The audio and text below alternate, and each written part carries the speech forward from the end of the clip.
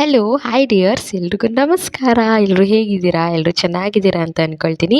ನಾನು ನಿಮ್ಮ ಪ್ರೀತಿಯ ಮನೆ ಮಗಳು Nirmala and welcome back to my YouTube channel ನಿಮ್ಮ ವ್ಲಾಗ್ಸ್. ಸೊ ಇವತ್ತು ತುಂಬ ಖುಷಿಯಿಂದ ವೀಡಿಯೋ ಮಾಡ್ತಾಯಿದ್ದೀನಿ. ಯಾಕೆ ಅಂದರೆ ಇವತ್ತು ಮೋಸ್ಟ್ ವೆಯ್ಟಿಂಗ್ ವೀಡಿಯೋ ಇವತ್ತು ಪಬ್ಲಿಷ್ ಆಗ್ತಾ ಇದೆ. ಸೊ ಅಂದರೆ ನಮ್ಮ ಕಲಾವಿದ ಹಾಗೆ ಪಾರಿಜಾತ ಇವರಿಗೊಬ್ಬೊಬ್ರು ಯಾರು ಅಂತ ಗೊತ್ತಾಗಬೇಕಲ್ಲ. ಸೊ ಇವತ್ತಿನ ವಿಡಿಯೋದಲ್ಲಿ ಯಾರೋ ಒಬ್ಬರಿಗೆ ನಿಜ ಗೊತ್ತಾಗುತ್ತೆ. ಅದು ನಮ್ಮ ನಿತ್ಯಾಗೆ. ಸೊ ಹೇಗೆ ಗೊತ್ತಾಗುತ್ತೆ ಏನು ಅಂತ ಹೇಳಿ ಈ ಎಪಿಸೋಡಲ್ಲಿ ಎಕ್ಸ್ಪ್ಲೇನ್ ಮಾಡಿದ್ದೀನಿ. ನಿತ್ಯಾಗೆ ಕಲಾವಿದ ಯಾರು ಅನ್ನೋ ನಿಜ ಇವತ್ತು ಗೊತ್ತಾಗುತ್ತೆ. ಸೊ ಹೋಗಿ ಫುಲ್ ಎಪಿಸೋಡ್ನ ನೋಡ್ಕೊಂಡು ಬನ್ನಿ. ಸಬ್ಸ್ಕ್ರೈಬ್ ಮಾಡ್ಕೊಳ್ಳೋದನ್ನು ಮರಿಬೇಡಿ.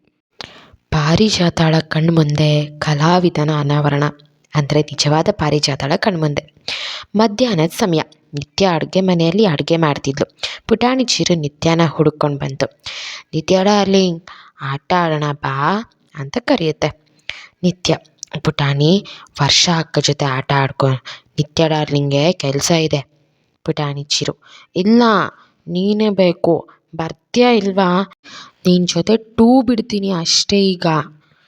ನಿತ್ಯ, ಸರಿ ನಡಿ ಅಂತ ಹಾಲಿಗೆ ಕರ್ಕೊಂಡು ಬಂದಳು. ಏನು ಆಟ ಆಡಬೇಕು ಹೇಳು ಅಂದ್ಲು. ಪುಟಾಣಿ ಚಿರು, ಕಣ್ಣ ಮುಚ್ಚಾಲೆ ಆಡೋಣ ಅಂತ ಕೇಳುತ್ತೆ. ನಿತ್ಯ, ಸರಿ ಆಯಿತು.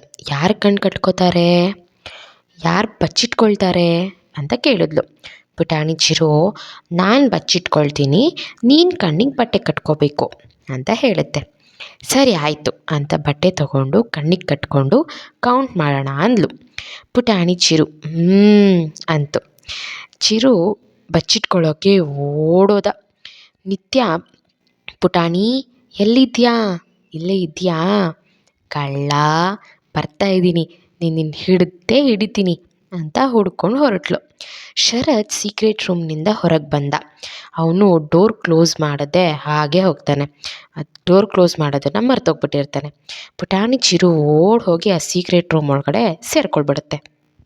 ನಿತ್ಯ ಪುಟಾಣಿನ ಹುಡ್ಕೊಂಡು ಹೋಗ್ತಾ ಇರೋದನ್ನು ಶರತ್ ನೋಡ್ದ. ನಿತ್ಯ, ಪುಟಾಣಿ ಎಲ್ಲಿದ್ಯಾ ಅಂತ ಹುಡ್ಕೊಂಡು ಹೋಗ್ತಿದ್ಲು. ಶರತ್ ನಿಂತಿರೋ ಕಡೆಗೆ ಬರ್ತಾಳೆ. ಕಣ್ಣು ಕಟ್ಕೊಂಡೆ ಶರತ್ ಹತ್ರ ಬಂದ್ಲು. ಶರತ್ ಎದುರಿಗೆ ನಿಂತಿರೋದು ನಿತ್ಯ ನೋಡಿರಲ್ಲ, ಆದರೆ ಹಾರ್ಟ್ ಬೀಟ್ ಮಾತ್ರ ಜೋರಾಗಿ ಹೊಡ್ಕೋತಾ ಇತ್ತು. ನಿತ್ಯ ಅಲ್ಲೇ ಸ್ಟಾಪ್. ಮತ್ತೆ ಎದೆ ಮೇಲೆ ಕೈ ಇಟ್ಟು, ಇದೇನಪ್ಪ ಇದ್ಕಿದಾಗೆ ಹೀಗೆ ಪಡ್ಕೊತಾ ಇದೆ ಅಂತ ನಿಂತಿದ್ಲು. ಶರತ್ ಕೈ ಕಟ್ಕೊಂಡೆ ಅವಳನ್ನೇ ನೋಡ್ತಾ ನಿಂತಿದ್ದ. ನಿತ್ಯ ಒಂದು ಕ್ಷಣ ಮೌನವಾಗಿ ಮತ್ತೆ ಪುಟಾಣಿ ಅಂತ ಮುಂದೆ ಹೆಜ್ಜೆ ಎತ್ತಿದ್ಲು. ಶರತ್ ಅಲ್ಲೇ ನಿಂತಿರೋದು ನೋಡದೆ ಅವನ ಮೇಲೆ ನುಕ್ಕೊಂಡು ಹೋದ್ಲು. ಈ ಶರತ್ ಬೇಕು ಅಂತಲೇ, ಏ ರಾಕ್ಷಸಿ, ಮನೆ ಒಳಗಡೆ ಕಣ್ಣ ಮುಚ್ಚಾಲೆ ಆಡ್ತಾ ಇದೆಯಾ? ಎದುರುಗಡೆ ಬರ್ತಾ ಇರೋರ ಮೇಲೆ ನುಗ್ತಾ ಇದೆಯಲ್ಲ ಅಂದ. ನಿತ್ಯ ಅದನ್ನು ಕೇಳಿದ ತಕ್ಷಣ ಕಣ್ಣಿಗೆ ಕಟ್ಟಿದ ಬಟ್ಟೆ ಬಿಚ್ಚಿ,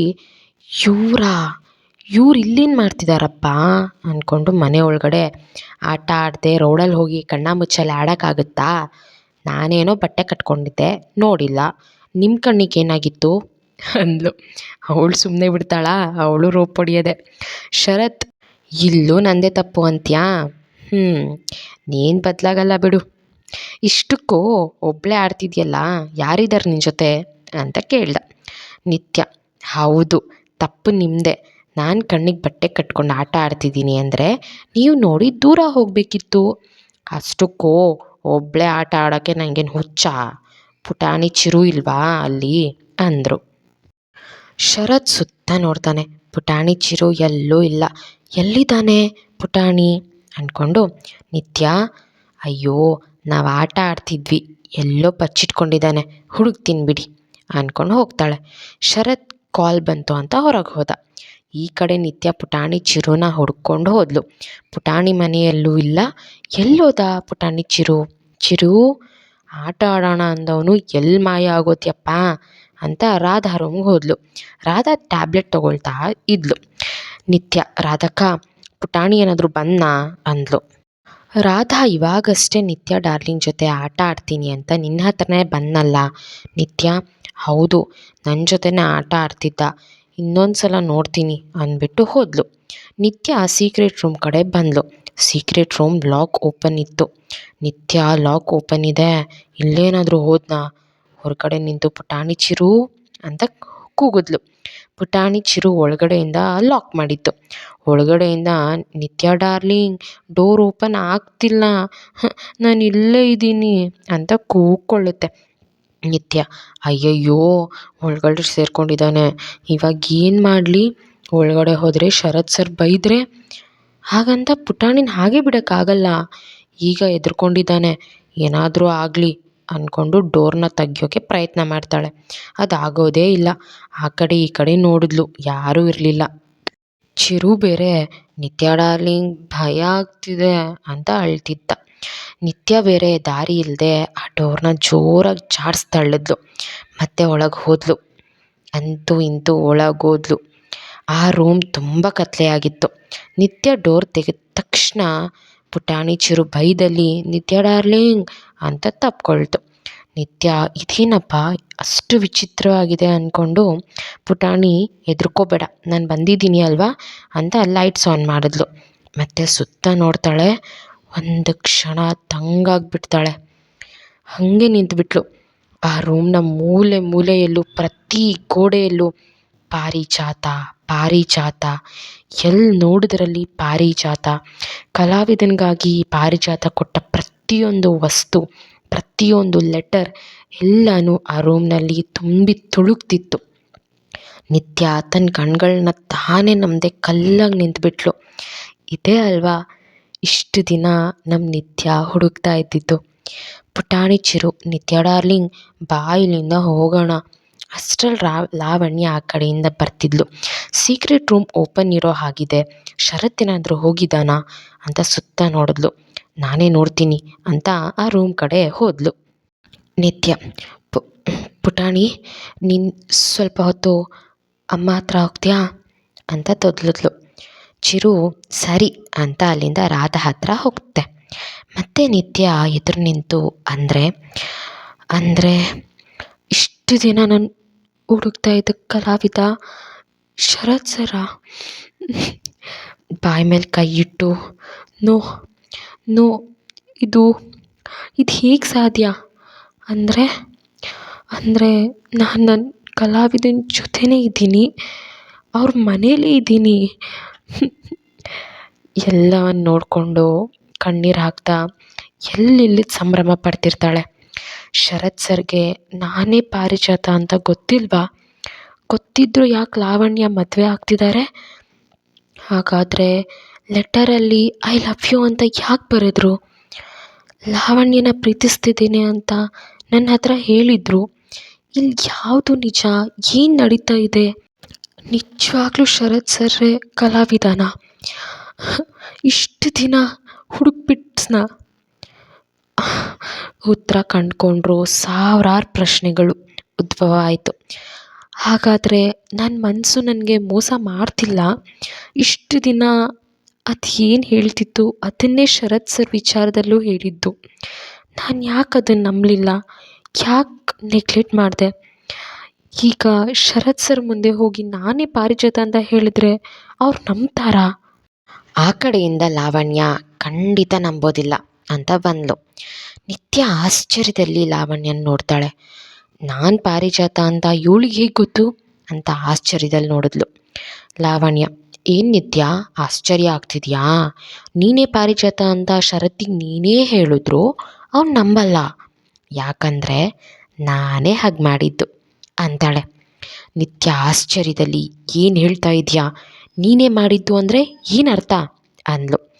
ಲಾವಣ್ಯ ನೋಡು ನಿತ್ಯ, ನನಗೂ ಹಿಂದೆಯಿಂದ ಆಟ ಆಡಿ ಬೋರ್ ಆಗಿದೆ. ಈಗ ನಿನಗೆ ಅರ್ಧ ಸತ್ಯ ಗೊತ್ತಾಗಿದೆ, ಇನ್ನು ಉಳಿದಿದ್ದ ಅರ್ಧ ಸತ್ಯ ನಾನೇ ಹೇಳ್ತೀನಿ, ನೇರವಾಗಿ ಆಟ ಆಡೋಣವಾ ಅಂತ ಹೇಳಿದ್ಲು. ನಿತ್ಯ ನೋಡು, ಅದೇನು ಹೇಳಬೇಕು ಅಂದ್ಕೊಂಡಿದ್ಯಾ ಅದನ್ನು ಹೇಳು, ನಿನ್ನ ಜೊತೆ ಜಗಳ ಆಡೋ ಮನಸ್ಥಿತಿಯಲ್ಲಂತೂ ನನಗಿಲ್ಲ ಅಂತ ಹೇಳಿದ್ಲು. ಲಾವಣ್ಯ ಜಗಳ ಆಡೋ ಅಂತ ನಾನು ಹೇಳ್ತಾ ಇಲ್ವಲ್ಲ ನಿತ್ಯ, ಸತ್ಯ ತಿಳ್ಕೊ ಅಂದೆ ಅಂತ ಹೇಳಿದ್ಲು. ನಿತ್ಯ ಅದೇನು ಹೇಳು. ಲಾವಣ್ಯ ತುಂಬ ಅವಮಾನಗಳನ್ನ ನಿನ್ನಿಂದ ಅನುಭವಿಸಿದ ನಾನು ನಿನ್ನ ಮೇಲೆ ಸೇಡು ತೀರಿಸ್ಕೋಬೇಕು ಅಂತ ಕಾಯ್ತಿದ್ದೆ. ಆಗ ನನಗೆ ಗೊತ್ತಾಗಿದ್ದು ನೀನು ಯಾರೇ ನೀನು ಚೆಲುವೆ ಥರ ಪ್ರೇಮ ಪತ್ರ ಬರ್ಕೋತಾ ಪ್ರೀತಿ ಮಾಡ್ತಾ ಇದೆಯಾ ಅಂತ. ನೀನು ಕೊಬ್ಬು ಇಳಿಸೋಕೆ ನನಗೆ ಸಿಕ್ಕಿದ ಅಸ್ತ್ರ ನಿನ್ನ ಪ್ರೀತಿ. ನಿನ್ನ ಪ್ರೀತಿನ ನಿನ್ನಿಂದ ದೂರ ಮಾಡಿದ್ರೆ ನಿನಗೆ ಕೊಬ್ಬಿಳಿಯುತ್ತೆ ಅಂತ ಪಾರಿಜಾತ ಯಾರು ಅಂತ ಹುಡುಕ್ತಾ ಇದ್ದ ಶರತ್ಗೆ ಅವನ ಕಣ್ಮುಂದೆ ಹೋಗಿ ನಾನೇ ಪಾರಿಜಾತ ಅಂದೆ. ಅವನು ಫೂಲು ನಂಬಿಟ್ಟ ಅಂತ ನಗ್ತಾಳೆ.